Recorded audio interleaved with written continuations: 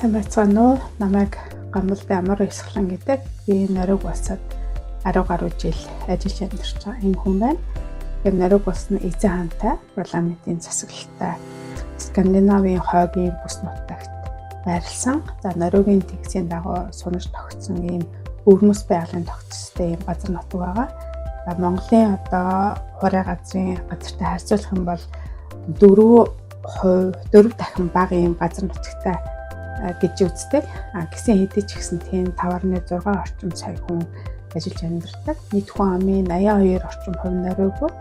За 18 орчим хувь нь гадны хүн эзэлж байгаа юм байна. За хэлний үед одоо Нориг хэлтэй бас саамын хэлтэй ийм улс орн. За саамын хэлний үед гэвэл манай цаатангуудаа ерөнхийдөө адилхан одоо цаа бугийн аж ахуй эрхлэлтийг ийм нутгийн уугуулууд гэж хэлж болно. Энэ хүмүүс Норигийнхаа бүс нутгийн хойд хэсгээр ажиллаж амьдардаг ийм онцлогтой.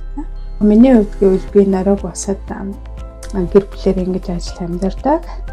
Би анаахын дэдийг Монголда төгссөн, энэ дээрээ дэмжих эрхийг аваад дэмжээр ажиллаж байгаа. Тэгээд би эмээ сургуульд орсон. Эмээ сургуульд ороод тэгээд суралцаад төгсөөд эмээ эксперт буюу эмзүүчийн мэргэжлийг эзэмсэн. Одоо би эмээ санд ажиллаж байгаа, эмзүүчээр ажиллаж байгаа юм хүн байгаа.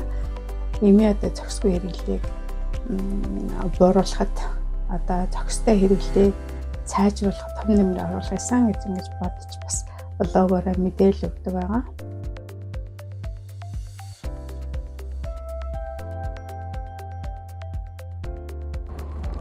За ингээ аль болохоор амралтын өдрүүдээр гадуур явахыг бол зорддог. За нэлээ хүйтэн салхитай зогсон шуургатай байна. За миний алхахтай газар нэг 6 км газар байдаг.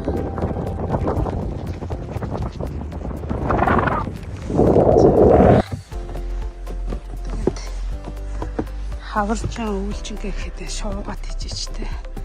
Айл болгоно юм хөөтэй. Жижиг шуунууд их үлсдэг гэж байгаа. Өвлийн цагт хавар. Тэгээд айл болгон шуу бараг шууд хийчихдэг. За тэрнээс гадна хэрвээ хүн ингээд одоо тухайлхан бол миний бас нэг хобби болохоор спорт гэдэг байхгүй юу. Би өөрөө спортоор тийм сайн биш. Би ер нь бол маш сайн сонирхогч байж чаддаг. Тэр утгаараа биатлоны спорт, өгөл зүйн бүх спортуудыг алхахаар үзээд тэр тамирчдаас зүйл янз бүрийн юмыг сураад тийм ээ. Тэр хүч чадал ямар их зэрэг гаргаж байгааг суралцаад өөртөө хэрэгжүүлэх гэсэн гэж боддог. Тэр утгаараа бас влог янз бүрийн хөтлөөд ингээд хүргэдэг. Өөрийнхөө сонирхол нэгтэй хүмүүстэй. Тэгэд энэс харах юм бол Нориг улс миний хувьд гэвэл миний хоббигаа хөгжүүлэх, өөрийгөө олох, танихад нэлээд одоо тус нэмэр бас юм болоо гэж ингэж харж байгаа.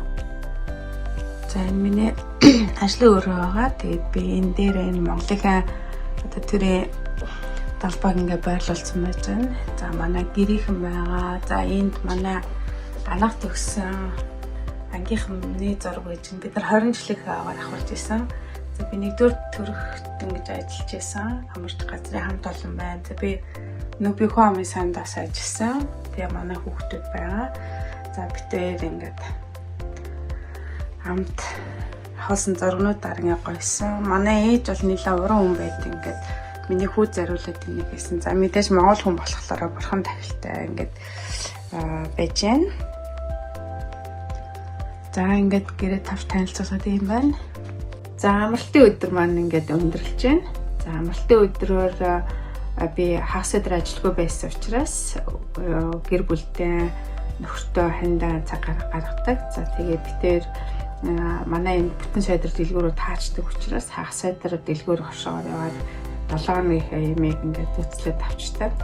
За манай энд томоохон хүнсний сүлжээ дэлгүүрүүд байж идэг. Тэгэхээр тийм учраас заавалчгүй том хотод байгаа юм шиг тийм мэдрэмж болно их аслагдсан мэдрэмж бол юм төрдөггүй. Тэрүүгээр энэ Нориг дахиад онцлогтой бас их сайхан хөгжсөн болов уу гэж ингэж боддгийн. Тэгээ бүтэн сайдар болохоор нэг өдрийн ажил бэлдээд хувц сунар яг л монголчуудаа адилхан Монголд байгаа хувц сунар хамгийн өнөөдөр бэлдээл ингээл ажлын өдрөө өгцдөг.